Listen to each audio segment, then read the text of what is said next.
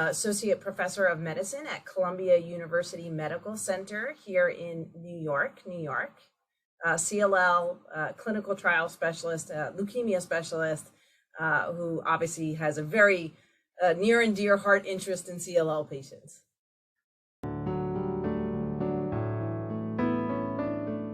The impact of CLL on someone's immune system is varied. There's no doubt when we think about CLL, remember CLL is a disorder of one's lymphocytes. And the lymphocytes help to fight off pathogens that include bacterial infections, viral infections, fungal infections. And so there's no doubt that since these lymphocytes are impaired due to the underlying disease, there is variable impairment in one's immune system. Now, how to quantify the difference in one CLL patient to another CLL patient, of course, is difficult.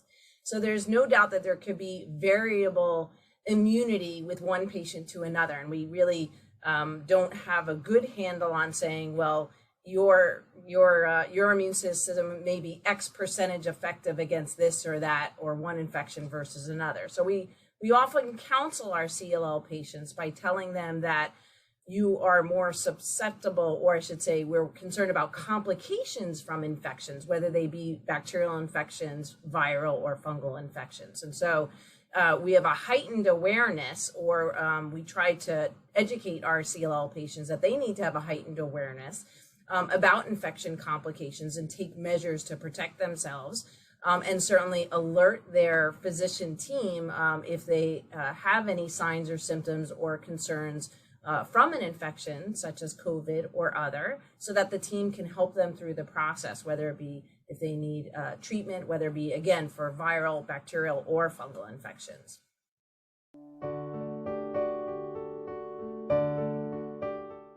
So the implications of COVID infection in our CLL patients is obviously a big concern for obviously the patients and their friends and family members about what to do in the current environment. Remember, this is a constantly evolving environment for all of us going forward.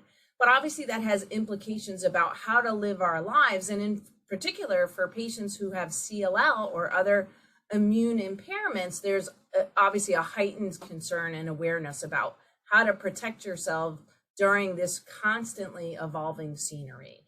We know that COVID has evolved and certainly continues to be present with us, and we're going to be living with this on sort of a daily basis. And so there's no doubt that it has impacted our CLL patients' lives and how they conduct themselves with family and friends. And sometimes it's hard to have everyone get on board with how to protect their loved ones, whether they're the loved ones with CLL, or how to socialize as a group if a patient with CLL is part of that group environment. I think going forward, there's an important notion that we still recognize that our CLL patients should be wearing masks, maintaining their vaccination status with boosters.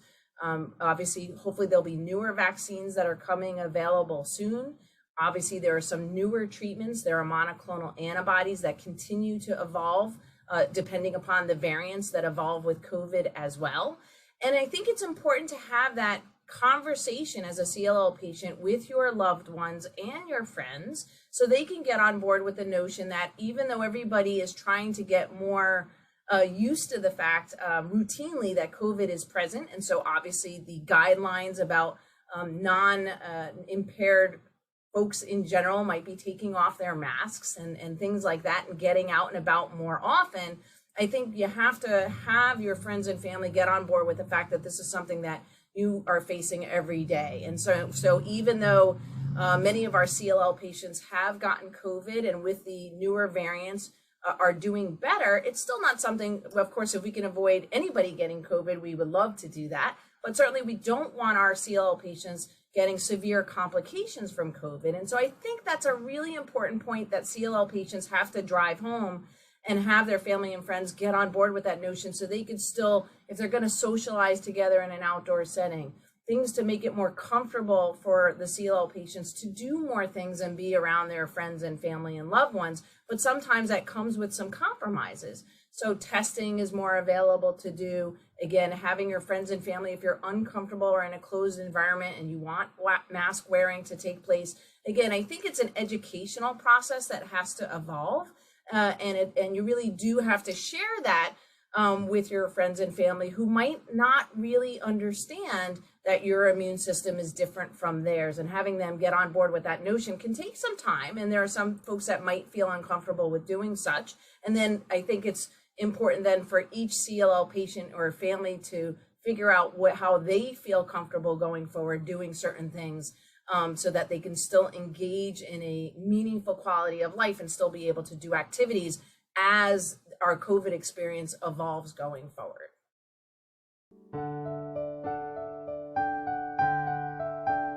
There is no doubt that given the current circumstances, there is a lot less mask wearing, for example, for many folks in general. So you'll see that traveling is different, going into stores, depending upon where you live, there may not be many individuals wearing masks as much as they previously did 2 years ago.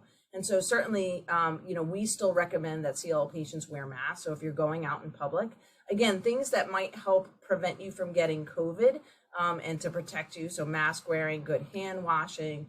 I think there's opportunities to do more than we did 2 years ago, of course, when the circumstances were far more dire. But I think that still you have to feel comfortable with whatever decision you choose about going out and about now in public, or socializing with family and friends. I think there's a lot of opportunities to do a lot more outdoor activities, but certainly I think you need to you have to feel comfortable doing what is okay with yourself. And so some people are taking a much more conservative approach. There are other people who are getting out more and about and socializing with family and friends.